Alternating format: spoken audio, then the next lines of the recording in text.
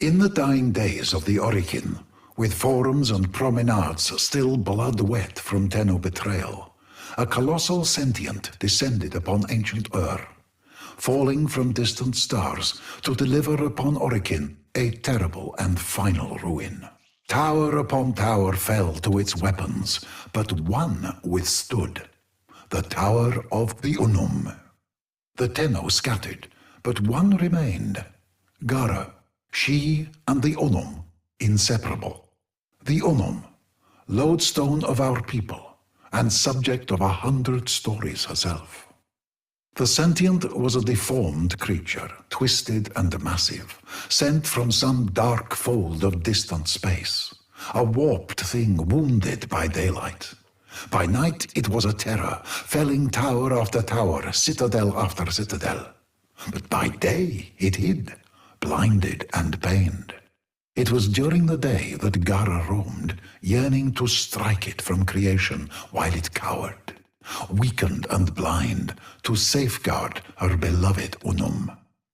But never could Gara find it.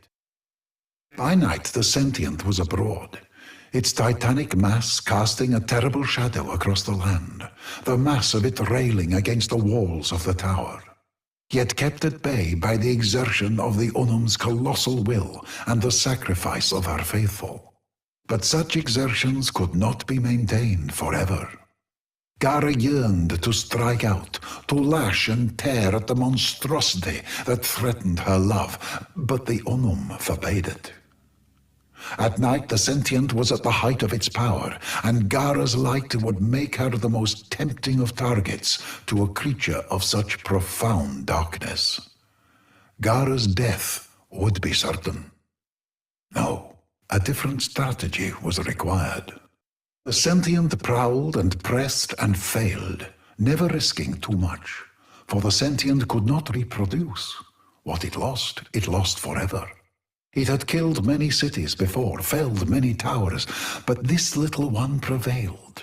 Why, it pondered in many voices, was that?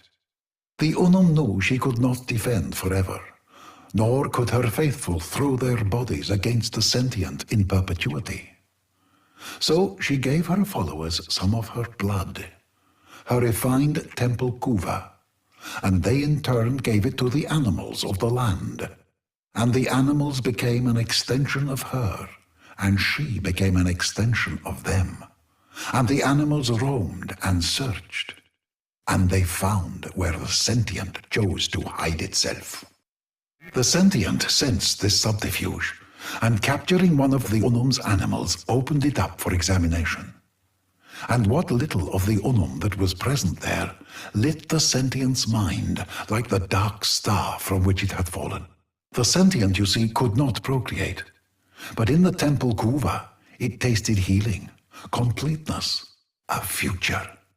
It devoured each and every last Unum animal, but it was not enough. The sentient turned its hundreds of eyes toward the tower with new understanding. It would not destroy the tower. It would become the tower.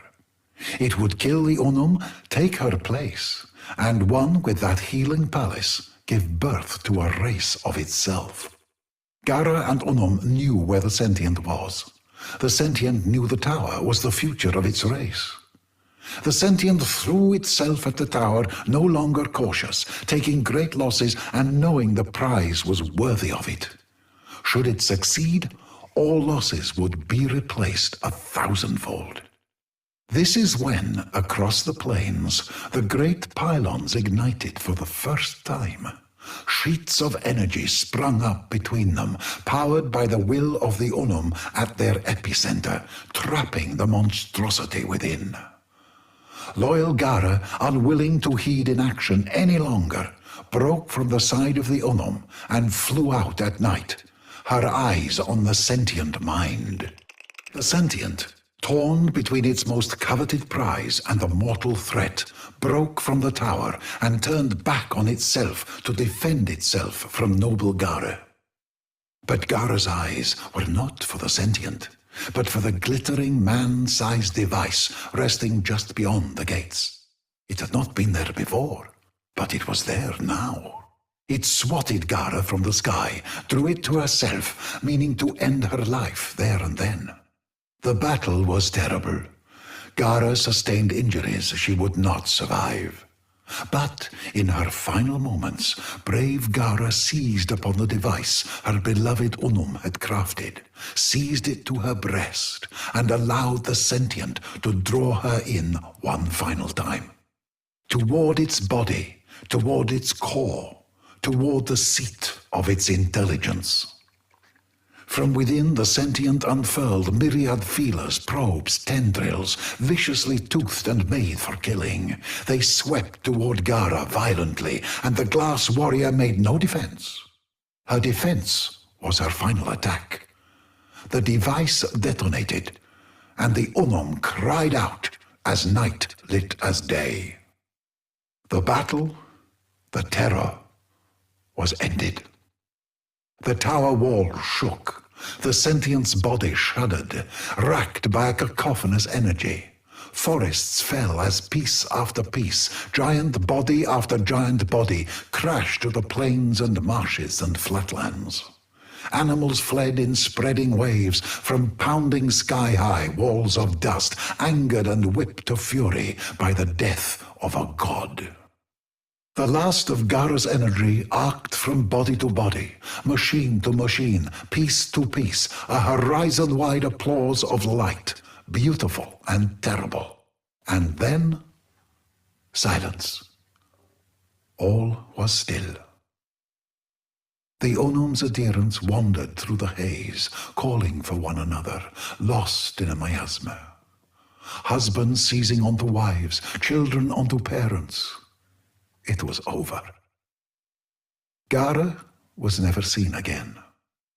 The sentients then became as they are now, senseless, wandering, yearning for a unity they sense more than remember.